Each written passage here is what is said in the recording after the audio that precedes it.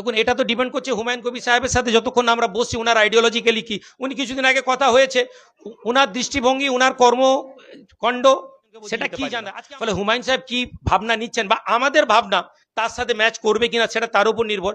অবশ্যই আমরা সকলের কাছে আপিল করব যে আমরা একটা তৃতীয় শক্তি তৈরি করে এই ভোটটা লড়াই করি, যাতে কোনোভাবে বিজেপির কোনো জায়গা বাংলায় না হয়ে যায়। দেখুন, শাসক দলের ভাঙন ধরানোর জন্য আমরা আসিনি, না তো অন্য কোন রাজনৈতিক দলকে ফায়দা দিতে এসেছি।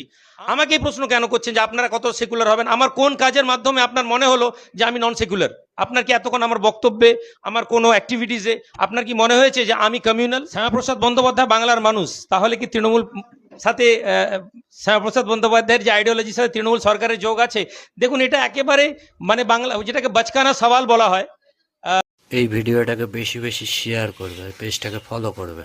দেখুন, এটা তো ডিপেন্ড করছে হুমায়ুন কবির সাহেবের সাথে যতক্ষণ আমরা বসছি, ওনার আইডিওলজিক্যালি কি, উনি কিছুদিন আগে কথা হয়েছে, ওনার দৃষ্টিভঙ্গি, ওনার কর্মকাণ্ড সেটা কি জানা, ফলে হুমায়ুন সাহেব কি ভাবনা নিচ্ছেন বা আমাদের ভাবনা তার সাথে ম্যাচ করবে কিনা সেটা তার উপর নির্ভর।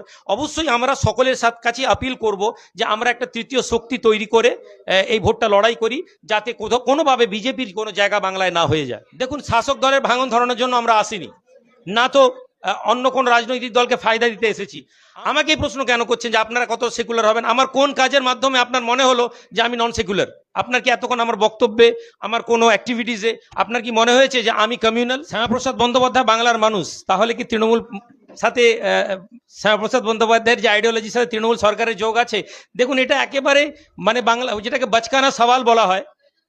এই ভিডিওটাকে বেশি বেশি শেয়ার করবে, পেজটাকে ফলো করবে।